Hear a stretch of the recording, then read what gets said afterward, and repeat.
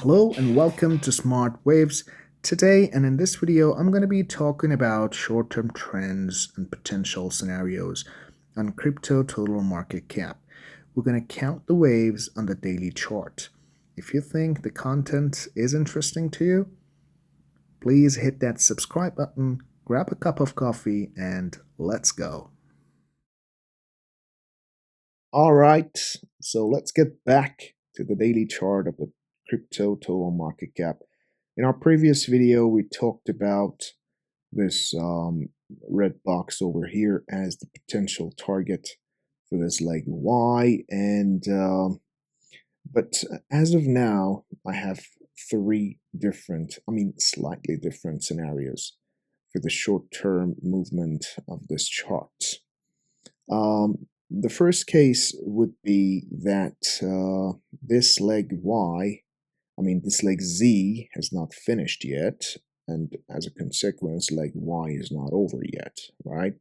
So we could be looking at targets like these, and basically with a box over here, we could be actually going for higher probability. The higher probability case would be this box right here, or even the higher one right here if it remains stronger, right? So this is our first case right here. Leg Z is not finished yet, and therefore leg Y still continues, but this has to happen very quickly in terms of the time fib levels. Let me just draw this for you. And yeah, in relation to leg W, it has to be finished around here. So in a few days, maybe, we could be seeing those highs. So that's our first short-term case that this leg Z is not finished yet, and we could be expecting these target levels. Now, where is the invalidation level for this count right here? The invalidation level would be a daily close. Let me just turn this on, 85%, right? So a daily close below this level would invalidate this count. So this is invalidation for case one, right? Let's call this that. So yeah, that is our case one with these boxes over here. And this is the invalidation level. So I'm just gonna delete these, and I'm gonna come back to them later if the price develops this projection. And our second case would be that our leg Z is already finished with the price touching this red box, and it's within the fib time levels and fib time zones, So it could be considered like that. Now, if this is the case, and we are claiming that leg Y is finished, we could be looking at two different cases. Let me just delete this so the chart gets more clear. So we could be looking at two possible cases after that, right? So we're either doing a wave X, a secondary wave X, and a higher degree like Z right here, or this whole thing works as a bigger W. Let me just draw the projections here. A secondary wave X to around this zone and going for a higher high. This is it, or maybe a little bit higher. We can talk about the specific levels later in our future videos if the bullish case is invalidated. And so yeah, that could be the first case in place. And we could actually be considering a channel for this, like W if like Y is finished here. And yeah, something like that. Let me just continue this to see what happens. Yeah, it kind of makes sense. Kind of. So maybe like X is over here, but doesn't make a big difference in terms of the overall picture. I mean this. So that could be the case. And the invalidation level for this count, I mean, if our previous bullish case is invalidated, then this would be activated, right? So for this scenario, the invalidation level would be considered here. So this is our invalidation for, let's just say case B, right? Case 2, case B doesn't matter. So this is it, right? So this could be still in place that are like Y is already finished and we're looking at a secondary X, after which we could be heading for higher highs. And in terms of the fib time zones for this scenario to play out, we could be looking at these zones right here.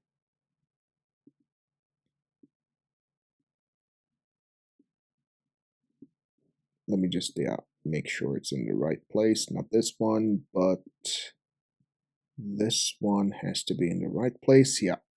So it has to be finished somewhere around here. This makes sense.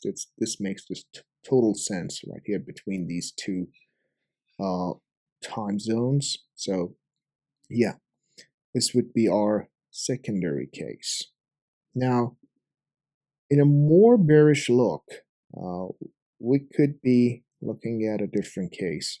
Let me just delete this and yeah, validation for case 2. You guys remember this, or just rewind the video to check these levels later on. And yeah, the secondary case would be that, yeah, leg Y is already over, and but this time we're not looking at a secondary wave X and a leg Z. Would be a little bit more of a correction down there. So this whole thing, this WXY, would be counted as a higher degree like W on the weekly time frame, and we're going to have a deeper correction of a wave X, and after that a bigger leg Y. We're not talking about the targets of this leg Y over here, because first of all, this correction of wave X has to happen, right? So if we are counting this as a, let me just change the degree of that. So this would be a higher degree wave W on probably on the weekly chart, and yeah, we're going to be looking at deeper corrections here, maybe to this flip zone, maybe. And in terms of fib time zones, we can be talking about the zones right here. So the correction would still continue in a fashion like this. So this would be WX, Y, and a bigger X, and something like that. So this could be our correction for a bigger, a higher degree wave X right here, right? So yeah, this is it. And if I just check the fib levels for this correction, wave X, fib levels, yeah, something around this 0.618 would be very interesting, right? This is for the previous case. Don't forget it. Just don't think about this one. These two, but we're considering this one as the case 3. Now, the invalidation level for this one, for this case, for the short term would be if the price closes a daily candle above this level. Let me just change this settings right here. Delete these two, and yes, here it is. So if we have an invalidation, a daily close, above this level, this would be validation for case 3, which is our bearish case, our deeper actually bearish case right here. So overall, we have 3 main scenarios. The first one would be continuation of this leg Z to conclude leg Y in a higher high, and then all these corrections would start. The second one would be completion of a secondary X and going for a higher high, and the third one would be a deeper correction to these levels. And I have provided, as you guys can see, I have provided invalidation levels for each of these cases and scenarios. As the market plays out, we're going to be updating these analysis.